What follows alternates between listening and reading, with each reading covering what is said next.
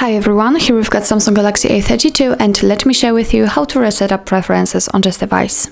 So firstly we have to find and open the settings, and now let's scroll in order to find apps. They should be under battery and device care. Now let's tap on this three dots icon in the right upper corner, and at the very bottom of this list we've got reset up preferences option, so let's tap on it.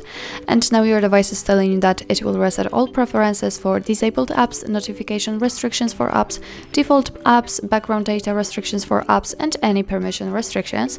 What's more, no worries, you won't lose any app data, so just tap on reset, and actually that's all. This is how to reset up preferences in your Samsung Galaxy A32. Thank you so much for watching. I hope that this video was helpful, and if it was, please hit the subscribe button and leave the thumbs up.